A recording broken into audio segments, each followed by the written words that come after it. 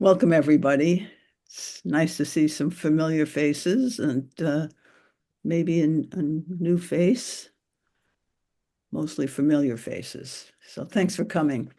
Today, I want to go over the developmental tasks of the final stage of life that you may have heard me talk about or read in the Substack. And I want to give us a chance to inquire a little more into an issue that might be up for you. But first, I want to say a few things about development in general and what promotes development, and then what are what are some of the advantages about being old in terms of becoming more aware of the whole issue of development. So, I want to start with what is development? Usually we think of it as an expansion of our capacities or our abilities. Uh, in systems theory, development is the increasing relatedness of increasingly differentiated parts. So let me break that down because it's a very universal concept, this whole thing about differentiation and integration. It's what life does. So you learn, let's say, a capacity to care for others. Let's say your mom was sick a lot and you became one of these children that kind of has to be a caretaker even from a young age. So you learn really well how to anticipate each other's needs and all that. And then you get to a certain stage in life where you realize, I got to learn how to assert my own needs. So all of a sudden, that's an integration. Okay, how do I integrate? No, I've learned this capacity here, take care of people. Uh, Now I'm learning a new capacity, and I know when I was learning to take better care of myself, I was already teaching in a grad school, and I I I was a little harsh about how I would say no to some of the grad students because I was learning to take care of myself. I'd always been a caregiver, and so sometimes when you're learning a new task, you start out kind of harsh. And then eventually I had to integrate care for others, care for self. And actually, that's probably up for a lot of people at a later stage. But this is it. This is one of those issues where how do I balance these two? And after a while, I got so I could be really good at asserting myself while still showing my genuine care for others as I spoke. So that's what I mean by integration. So as we get older, this kind of differentiation and integration allows us to adapt. So that's the main takeaway of development is you can adapt.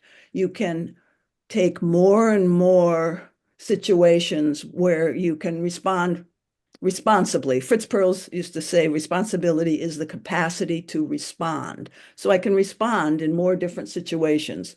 And we've got a lot of new situations that are coming up as we're aging.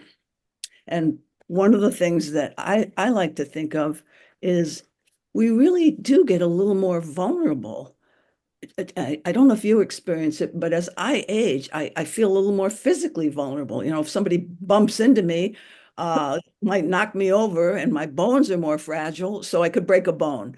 You know, I'm aware of that in the background. I don't go around fearful, uh, but I just want to invite you to like, can you feel a little more, some kind of vulnerability? Maybe some of you have always felt emotionally vulnerable. And my new vulnerability has to do with, you know, getting more fragile. The word that we hate to hear is frail. And looking around, I don't see anyone who's quite gotten to that yet. But sense into there's a certain sensitivity that I know I'm aware of that's has me, even though it's mostly focused on my physical vulnerability, it translates to a lot of different things. And so the advantage of that, I think, is as we get older, we have the capacity to feel more.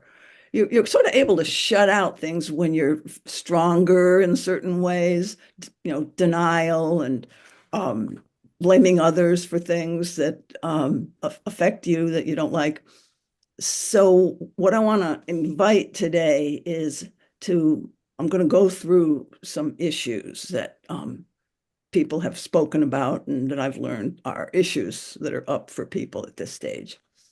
And I want us to take some time to feel the vulnerability, the sensitivity, and whatever else is up when I say something like, do you have any regrets? That would be one. It's gonna be that sort of a list that I want to go through with you. So let me do a screen share now that invites us to look at some of these issues. So I'm going to put the screen share up for a minute.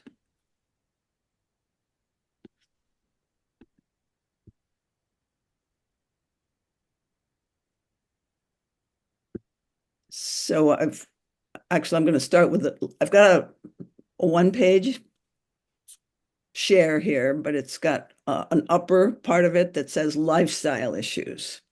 And these are basically the issues that were mentioned in my first blog that was a short overview of the developmental tasks of the final stage of life. And I want to ask you guys, I'm going to go through some of these and just read them, but as I mention the words, pause, feel a little bit of what you feel. So I'm going to go through these kind of slowly, and then I'm going to ask for some shares afterwards. What is up for you and how's that showing up? But first, I want us to do a little inner inquiry. So before we even begin, just start by noticing how your body is feeling right now. Just scan the sensations of your body and allow your breathing to deepen. And can you kind of imagine that you're opening up a welcoming, curious, compassionate space within yourself? So it's like you're going to open up a little more to seeing what comes up for you.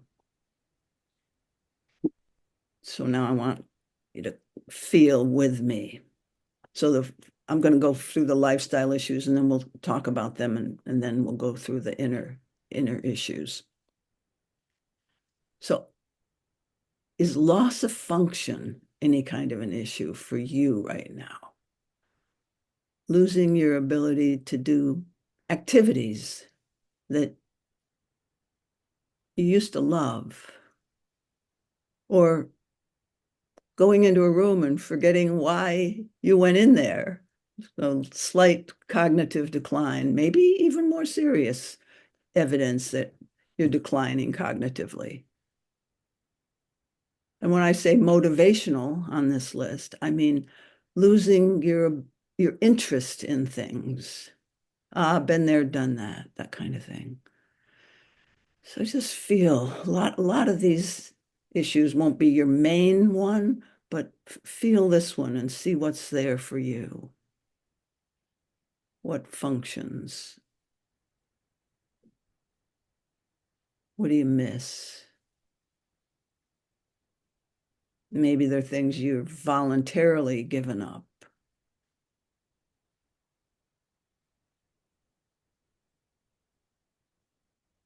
Okay, the next one I want to have us look at is loss of beauty.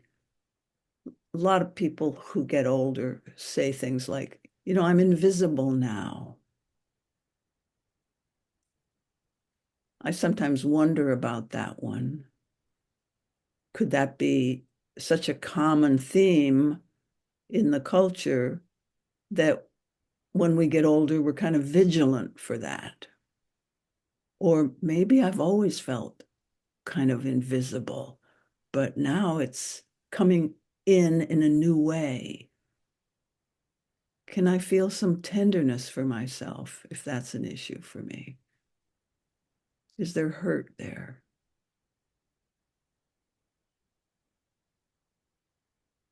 Now, many of us, I'll go to the next one, loss of loved ones. It's kind of easy to bring up sadness and grief when we lose somebody who's important to us. And if that's really up right now, if you're really still grieving some loss like that, just see if you can feel into a little bit of that with tenderness towards yourself. Now, most of us may not have lost independence yet. That's the next one on the list. But how are you at asking for help? Because if that's difficult for you now, this doesn't bode well for your later years, in my opinion. And are you pretty good at asking for help? And can you kind of be proud of yourself that you've already learned how to be that humble? Are there new things that you're learning or seeking to learn, or new projects? And does that have anything to do with this stage of life? I mean, we're always dreaming up new projects, but what about projects that have to do with maybe filling in some gaps of things you've let go of?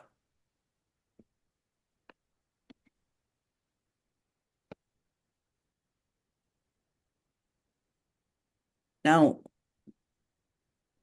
sex sometimes kind of goes away. Our interest in sex, it can kind of go away, or you you think less about it, but not necessarily. Some of us think more about it. You know, what happened to the guy I used to be? Oh, I used to be this kind of a person who was very confident sexually, but now my body doesn't look the way it used to look. And how's that affecting me, for example? When we lose certain functions sexually, do we invent new ways to be close and physically intimate? Is that even an issue for you at this point? This can start to be an issue in my experience. It can start to be an issue for women right around menopause, and men if their wife's going through menopause. That can put a dent in your sexual interest for a while. Um, Based on my own sexual experience, let's say erectile problems can start pretty early. Uh, I mean, first there's premature ejaculation, then there's not being able to ejaculate, and then a lot of times there's just difficulty getting it up, even starting around age 40, um, in my opinion. And women's sexuality is a little more unpredictable. Some of us still have a sex drive, and a lot of men will have a sex drive, but they can't get it up. So what are these issues looking like for you? Or have you just kind of, it got a little bit troublesome back a few years ago, so you're not even like, it's not even on your radar anymore? Sex, love making, that sort of thing. And I mentioned in my beginning remarks about self and other continuum. Like when we get older, we get less able to care for others. And a lot of times, some of us who are still pretty able might have 8 or 9 sick friends. And I know that's kind of my story. And how do you respond to the needs of all these different friends who are at different levels of need or even disability? Is that an issue?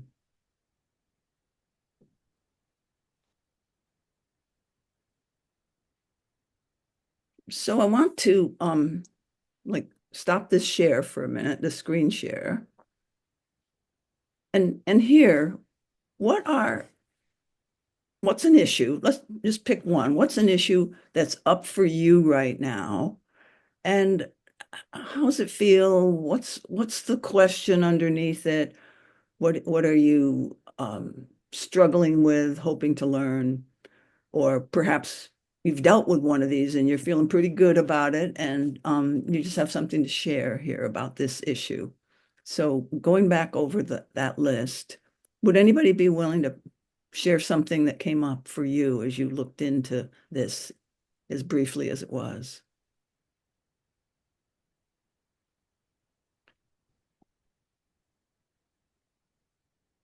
One thing that I've experienced recently is friends, uh, peers, classmates who are dying, Mhm. and in accelerating numbers, and it's been jarring.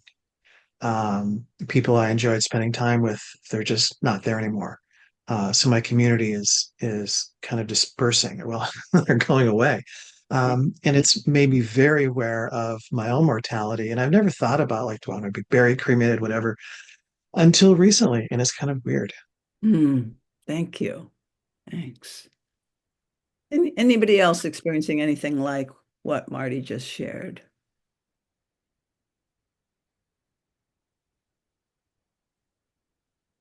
I haven't actually lost, even though I'm in my 80s, I haven't really lost that many people close to me. I had lost my parents and one of my brothers quite a while ago. But I'm kind of thinking that's odd. I think what Marty you shared is probably more common for this stage of life. I guess I have a lot of younger friends. That's probably that's a good idea, folks. Get some younger friends. Time to start getting younger friends. Anyone else want to share anything? I could pop in here. Hi, Susan. Um, I got diagnosed with a lung condition, and it was after a loss of function. And I realized that my motivation, I've been blaming my motivation for my lack of being able to do stuff. And so it's this vicious cycle of Hmm. blame, blaming myself for my physical health. And um, so so that's why I'm here today Yeah, to take a look at that. yeah. Let me Yeah. say something about blame. Um, when there's a loss like what you've experienced, Gene, or a big change in your capacity, we feel helpless and out of control. And what I've found, and this happens at every stage of life, when there's something that has us feeling helpless and out of control, our mind tries to kind of make up something or do something to give us a little more of a sense of control. And I think blaming oneself or blaming others or any kind of blaming is an attempt of that protective part in us, an attempt to not feel so helpless and out of control. At least I can blame myself, or at least I can blame this person or that person. Now, that's a it's not like a common theory that I've heard from anyone else. That's just something because I've been a therapist for like 58 years and led a lot of groups. And that's a I have identified these ego protective patterns that are necessary that I call control patterns. So I've been really looking at the subtle need that the human ego mind has for control. And it's all about protecting our tenderest, um, often kind of unconscious parts. Like how many people are really conscious when you feel helpless and out of control and actually let yourself feel that. So I think that's one of the examples that you brought up, Gene, is where we're so vulnerable at this age. We're forced to feel things that we used to kind of keep in the shadows and deny. So it's almost like, welcome to the real world here at this stage of life, and let's hold that with some tenderness if we can. Anyone else want to share something? Norm, yeah. Hi. Yeah. I've noticed, especially physical things, like I can't do, been doing yoga for 20 some years, but I can't do a lot of the things that I could 20 years ago or even 10. And also, I have emphysema, and I went on a hike on Mount Tam a few weeks ago with some younger people. I mean, 40s and 50s, not really young, but it was a struggle to even. There wasn't that much elevation change, but I would run out of breath. This, like, slightest elevation uphill, and I felt a little bit of almost shame related discomfort, like, gee, maybe I shouldn't take on this kind of hike anymore. Yeah.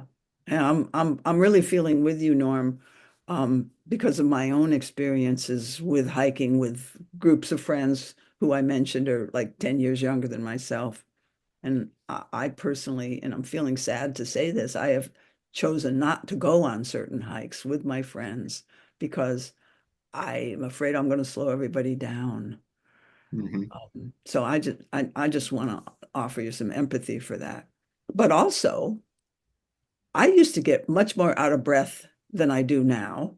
Ah, And I found out that I have a blood disease ah, and they gave me medication for it. Never thought I would be taking medication because I'm so the other way, alternative health. But I'm taking two pharmaceutical drugs that have mhm, cured my out of breath symptoms, Norm. aha, okay.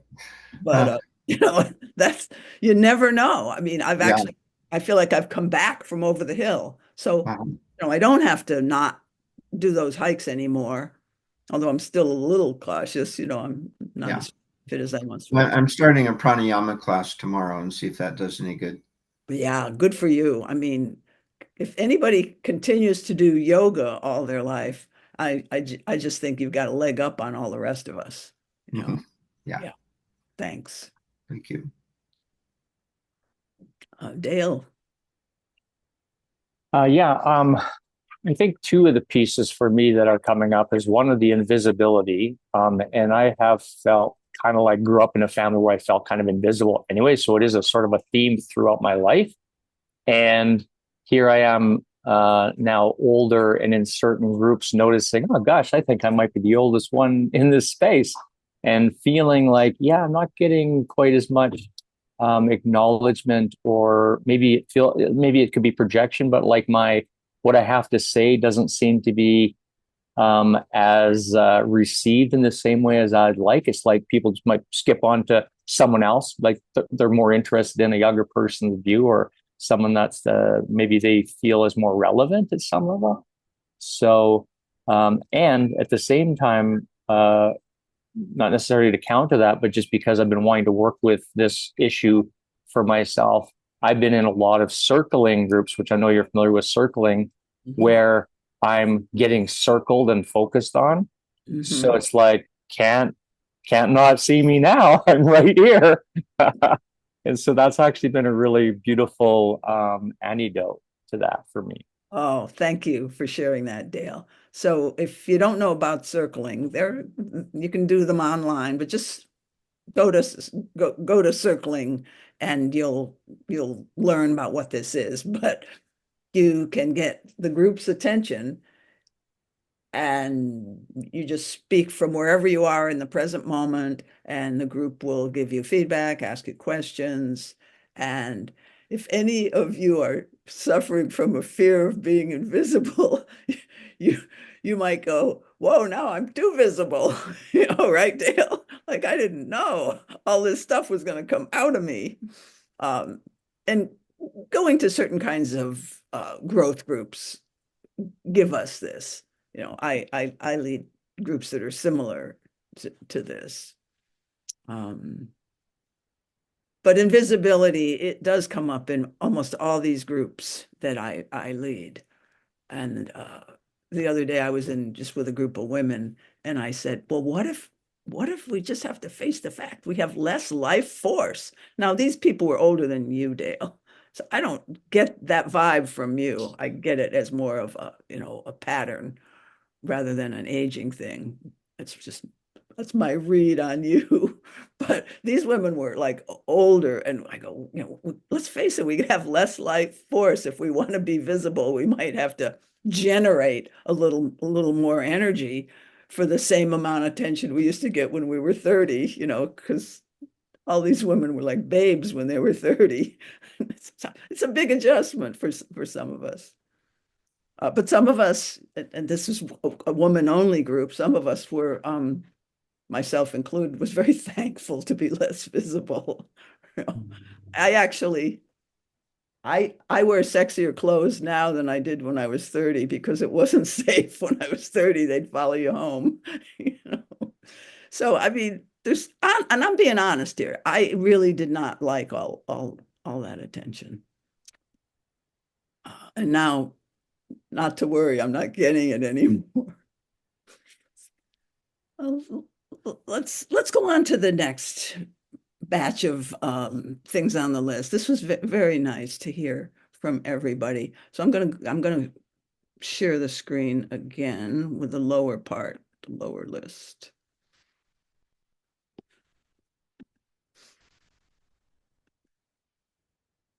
So I want to get to the inner development issues here. The really big one that I think most people neglect, except people who've been maybe reading my blogs and thinking about this.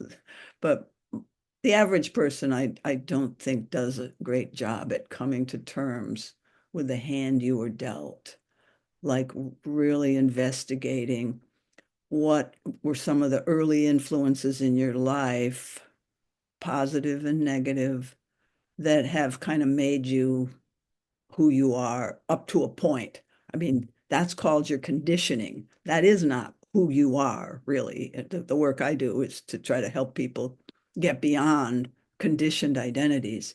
But we have to deal with that first. We have to deal with all these control patterns that we got like laid on us or that we had to protect ourselves with. Like being vigilant about whether I'm visible or invisible, that would be a pattern. And maybe quite a few of us have that. And it doesn't really have that much to do with stage of life.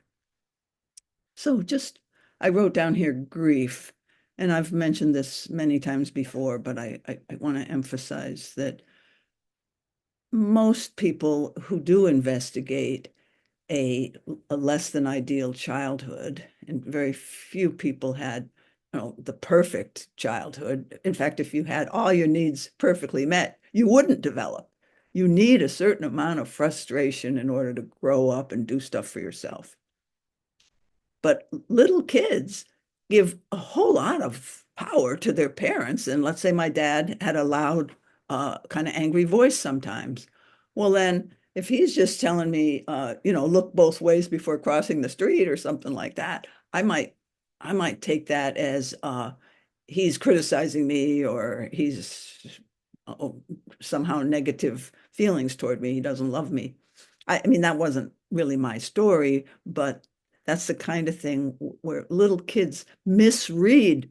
I mean, yes, there was a lot of abuse and neglect in a lot of our backgrounds, but also there's a lot of misreading of kind of ordinary things. Like one of my clients was 5 years old, and he was carrying a birthday cake for his mother's birthday, and he dropped the birthday cake, and people got like mortified, and so he's kind of taken, that's just an ordinary childhood boo-boo that took hold in his personality.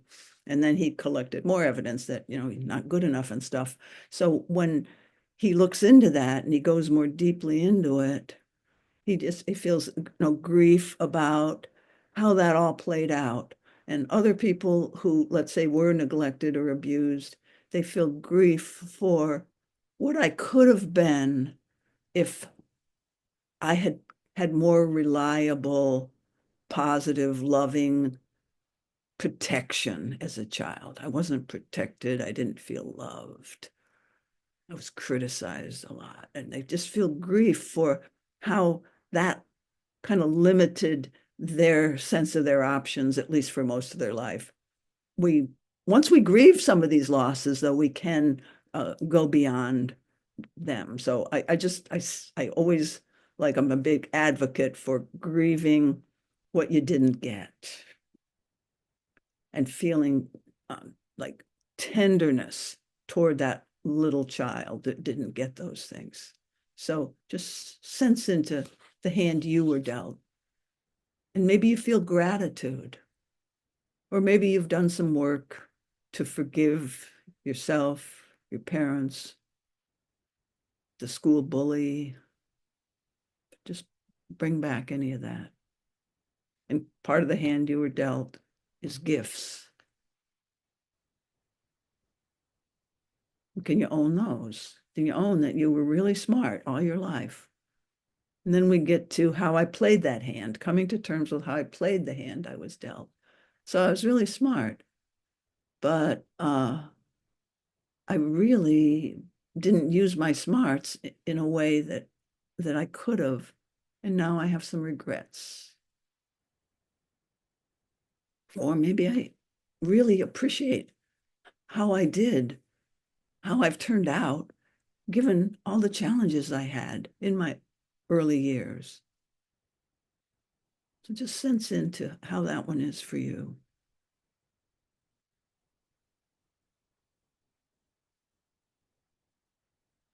I wrote karma here. What I mean by that is, have you been like responsible for harming somebody else, and they then have certain problems? I mean, the one I think of, which is pretty hard to think of, is a friend of mine was carrying his girlfriend on the back of his motorcycle, and they had an accident, and she was killed. I mean, how do you live with that? I mean, I knew this guy really well. He's passed now, but how do you come to terms with something like that? And it was always kind of in the background for him. But holding that kind of thing in tenderness and with conscious awareness, like voluntarily bringing up some of these painful memories, that's how you come to terms with old pains that you've perhaps tried to avoid feeling all your life, because our nervous system is kind of wired to avoid emotional pain. But confronting emotional pain, I mean, the real stuff about things that really happened, is the way we grow.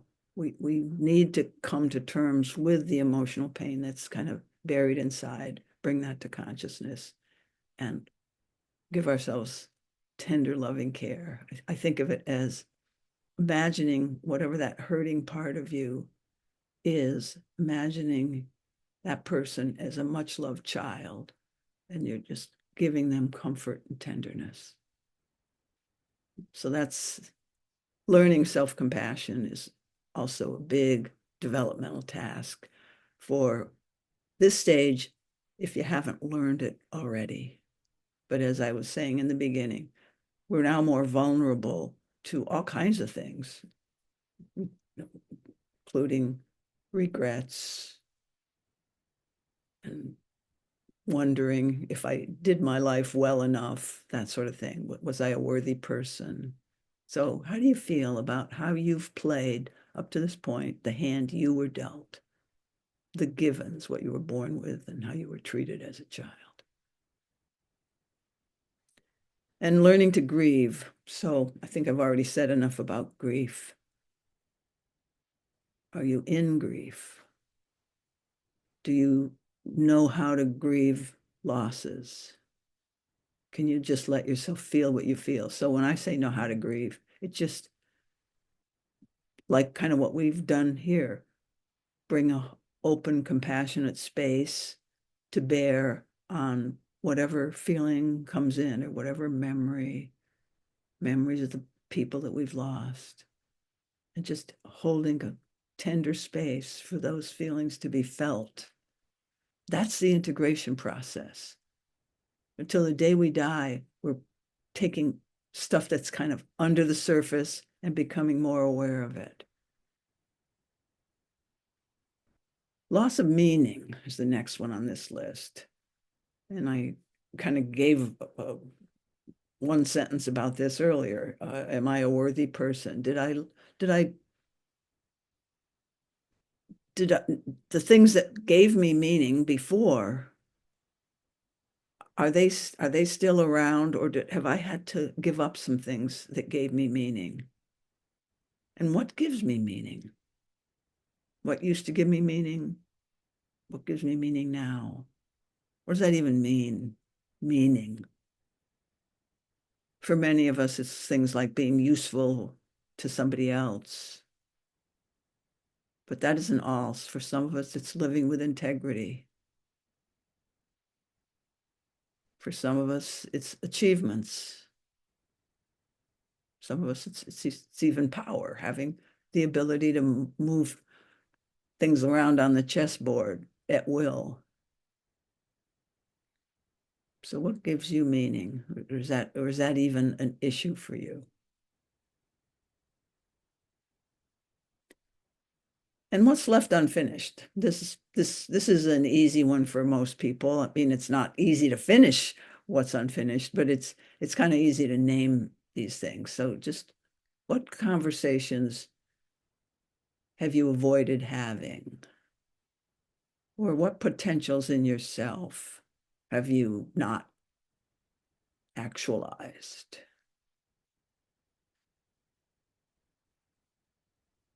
What might be on your bucket list that you still want to pursue?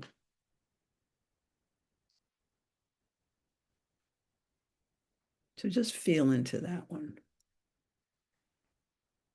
And in my earlier blogs, I've said you'll probably die with unfinished business. You aren't going to finish every unfinished conversation that ever popped into your life. But maybe you'll have some more choice about which of these things to let go of and which to take action on. Which pieces of your unfinished business. And here's a practical one, having a plan that helps your survivors.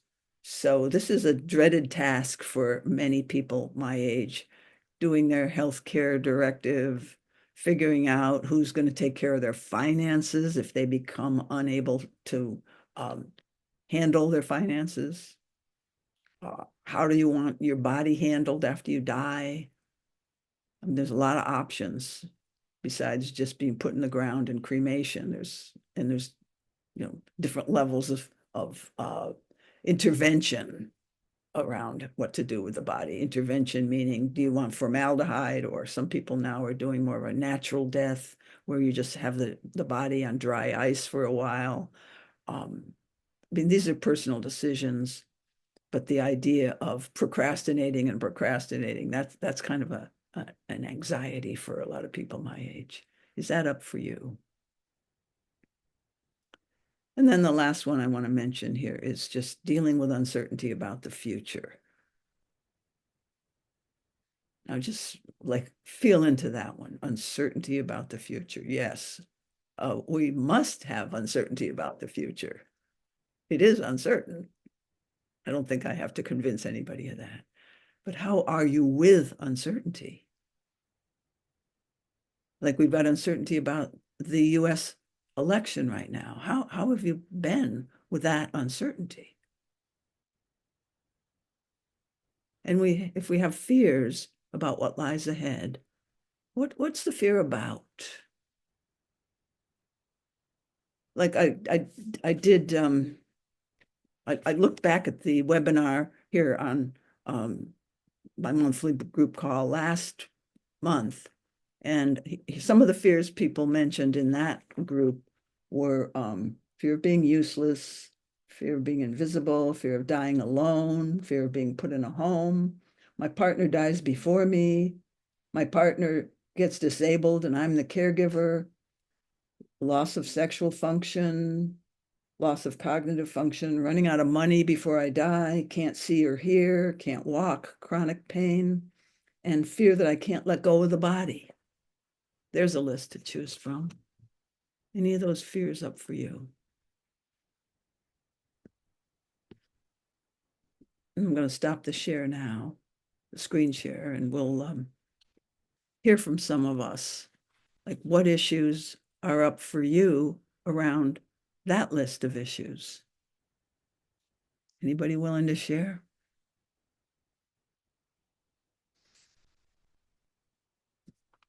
One thing that's up for me or that resonated with me is what's left unfinished. I've been pretty work focused and I've literally forgotten what do I enjoy doing? Mm. And how do I make that transition? How do I say no to the next project that comes along? I've been like a dog chasing cars. There's a project, hey, go do it. Um, it's really difficult to think through what I want to do, what is my agenda, how do I even make a bucket list? It's weird. When I was a child, I knew how to play. It just happened. Mhm. It's like I've lost that. Yeah. Yeah. Thank you. So what happens when you go on vacation, Marty, or do you ever go? I do things that I'm obligated to do, like go visit family or something like that. I haven't had a fun vacation in like a decade. Um, and I've sort of forgotten what did I like to do? It's weird. I can relate to being a project oriented person. And actually that's fun for me, it's still fun. Yeah. But maybe you and I have a problem. If you figure it out, let me know. I haven't got the answer for you, but I do have a one more question for you. If you imagine a fun vacation for a person your age, I imagine it would not be visiting family. What might it be? Even if it doesn't seem possible right now, just what do you imagine would be fun? Spending time with people who are friends or are similarly minded, so they would be, people I resonate with. I think that would bring more joy than going surfing or doing something, more adventuresome, like I might have wanted to do in earlier times where I felt like I was James Bond and I could do everything. All right. Well, I have one example from my own life for you. I too like to my interests are not to go do exotic things. I did many exotic things when I was younger. But my group of friends, I do have a group of friends, so I'm lucky there. We used to go to Mount Shasta and we go tenting and hiking. And well, as the years go by, we're a little older now. And this would be more relevant to maybe what you said you like. We just rent a house like on the Yuba River together, or we'll rent a house somewhere that's not even that great of a vacation spot, but we're just there together for 4 or 5 days, not a big deal. And we just create what we want to do. There's no like group activities. We even don't necessarily all sit down and eat together, but we're all in the house, like a sorority or fraternity house or whatever, only of old people. So that's really fun for me. And I always look forward to that every year. I think that would be fun for me too. And it's unstructured and you have great conversations. And at the end Yes. of it, what could be better? Yeah, Yeah. I agree. Yeah. It's the I'll great have to, conversations. Yeah. yeah, I'll have to plan one of those. Yeah. Thank Great. you. Anyone else have any of these issues that is up for you? Yeah, as you were going through those, some of the last ones were bringing up a lot of fear in me. So I feel like I've had two different life experiences. Like I had a pretty good childhood, and then everyone started dying young.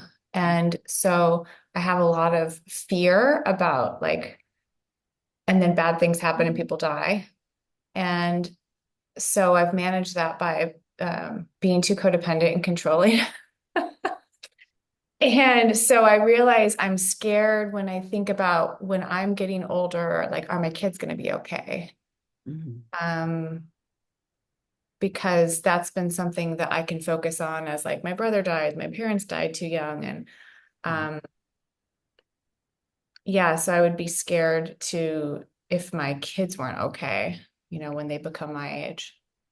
Yeah. Yeah. Do you anticipate living long enough for your responsibilities to your kids to be like done? Or are they already like, I know when you're a parent, your responsibilities are never done, Yeah. but financial, let's Oh financial. yeah. I mean, my kids are in high school. One's graduating currently. So yes, but like that's not where my like trauma kind of came up. Mine was like then my parents just went off the deep end and like, one got dementia really young and the other one's alcoholism got out of control and died all of a sudden. And so just things where like I thought my family was sort of going a certain way and then it just went down the tubes. So Yeah.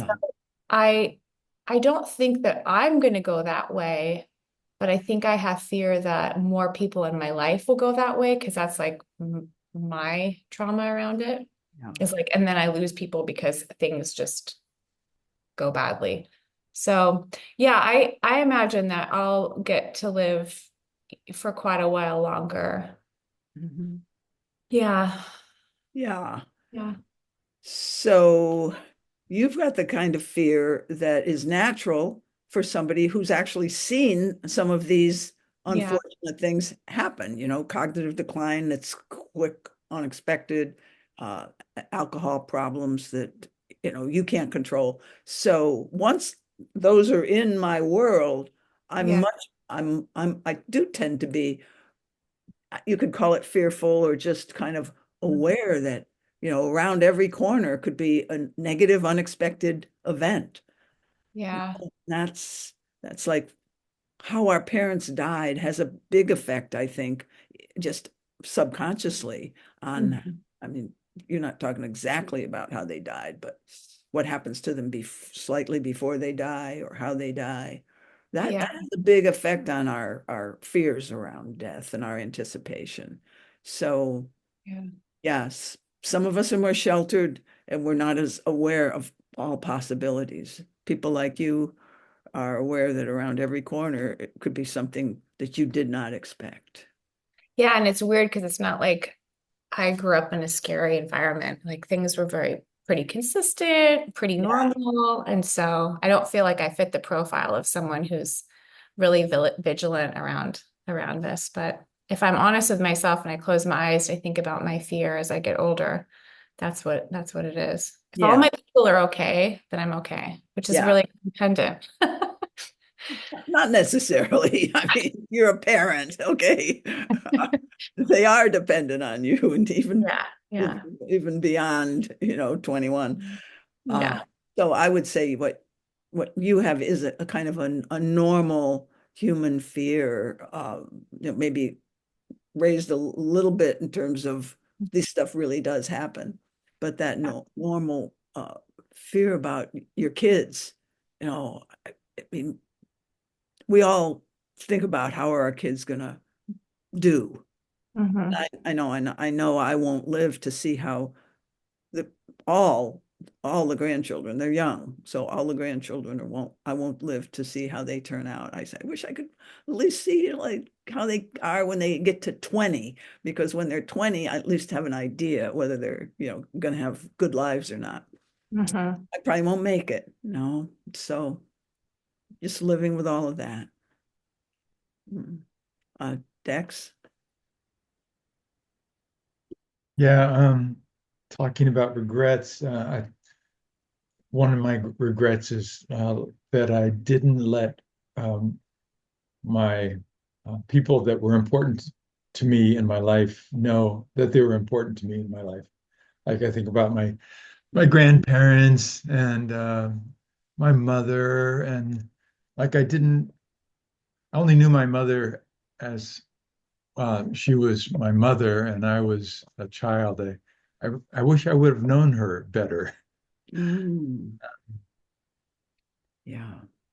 So that's not a heavy regret, but when I look backwards, and it softens me now. So now Mm. I'm more interested in knowing people uh, than I might have, well, than I was when I was younger. Mhm. Um,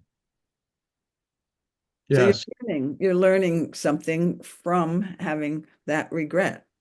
about your earlier life? Yeah, I don't know. I didn't have the regret until people started becoming more important to me, I think. And then I look back and I see, wow, there were a lot of missed opportunities and times when I didn't treat people as well as I would have liked, and I regret that. Yeah. Yeah. So, one of my uh, antidotes or ways to deal with regret is, what would I have done differently? Can I at least fantasize that and like realize the options I did have or didn't have? Maybe there was no way, because this person marked a boundary and there was no way for me to finish up that unfinished business. And that can be there, but I don't think that's your story. But I'll bet you could, like, What I do is I just what you would do differently. let myself appreciate them now. Like let myself realize, the gift that they were to me. So and that fills me up. And somehow I just imagine that my doing that now somehow uh, extends backwards to them. Great, thanks. Yeah. Scott just got something to say. Um, I feel like I'm kind of going off decks, but yeah, I actually off a number of the previous years, but just the idea of like coming to a place where I really want to, frankly, have, conversations like this, Mhm. you know, area, circling, authentic, relating, different types of emotionally intelligent conversations with my family, Mhm. also aware of, regrets I have around, people that are already gone. I wish I could have conversations with them. Mhm. But also, yeah, just finding that, like I was thinking about, you were saying with Marty about like having a group of people get together and catching up. And my current experience is that is unenjoyable because most of the people are like so emotionally unintelligent and not really, it just all the conversations are so surface and so like, and I just find myself longing for, again, like we have here, like something of just, sharing vulnerably. And I do put effort, my working against that regret and how my life has been in the past and how my generations I come from are all very emotions squashed down. Um, so yeah, I try and introduce that, and yet I literally yesterday was Googling like how to introduce emotional intelligence to people that don't have it, to my family, to whatever, that just don't have. And so yeah, that's kind of the only thing I'm interested in Yeah, anymore. yeah. And you're putting some energy into that. You're thinking about it. You're going to Yeah, some yeah. of these groups. And Scott, do you know about the Getting Real card game that I sell on my website? I'm aware of it. I haven't. Okay, so I started creating my own. Like Okay, good. 10 Yeah, years ago, 10 years ago, I got the idea to like, I started writing down questions I wanted to ask my mom and dad and stuff like that. And it started becoming a card game. good. So yeah, so I'm in that conversation. Good. That's wonderful because anyone can get a bunch of questions, and there's books that have them, or there's Sure. my Yeah. games, or you can make up your own. Get a bunch of questions that just lead to deeper self-exploration. Yeah. And what's um, what's interesting about my game is and I'll give you this tip, is after you've done a few questions, have a pause in the group. Does anybody have any thoughts or feelings coming up right now that you didn't have a chance to speak because we were, doing this structured process? And Yeah. that's the most interesting part of the game, not Mm, everybody answering their questions like a good little student, although I always caution people, don't necessarily answer the question, answer what's there for you. Oh, So, that's cool. That's a big so, part of mine as well, for sure. yeah, great. So you and I think alike. Yeah. And anybody who sort of is resonating with what Marty brought up, what I said, and what Scott's saying now, check out the card games. Yeah. Because they have an instruction booklet, and you just read the instructions, and it even says what to do if somebody resists what you're telling them. You just go back and you say, well, it says here that da da da da da. So anybody can be a facilitator in my world, you know. The best way to learn something is to teach it. So there's none of us are too old to take a little more leadership to bring this kind of experience, whatever we want to experience, into our lives. So I think I'm almost like we're out of time. So let me also say that I have a Getting Real workshop coming up starting January 16. It's a Zoom group. Then I have one in person at my house in May, limited to about 16 people. And the Zoom group is not limited, but you do a lot of dyad and triad exercises. So you get to practice with like-minded people. So there's a sales pitch there. In my Substack is the data, and pretty soon on my website. The data might be there on my website now, not sure the correct dates. Otherwise, if you can't find about these things, just Google me up and shoot me an email. Because I want to keep doing this stuff. I'm 83. I'm slowing down. I'm not really slowing down. I'm choosing to slow down. So, I don't do these things very often. And so it's part of a sales pitch is if you want to learn some of this stuff before I die. You don't seem like you're slowing down too much. Oh, I'm not. I did though, like what I said to Norm, I was like way down, and then I came back from over the hill. So you never know. But in my case, it was a serious diagnosis, but there's medication for it. But what you're doing, Norm, yoga, much better plan if it works for you. Pranayama. I'm going to try that. I used to do that. All right. Thanks, everyone, for your good attention to me and to each other. And see you somewhere in the future. I do these once a month on the first Tuesday of every month. Thanks. That was so great. Thanks for Thank you, coming. Susan. Thanks, Susan. Bye. Susan, are you basically just announcing stuff on the Substack now? Because I feel like I haven't got your emails. I'm recently. only announcing things on Substack. I used to send out a newsletter and Yeah. just Okay. Substack. Okay, Yeah. got it. Okay. I will change my expectations. Thank you. Thanks. Okay, bye.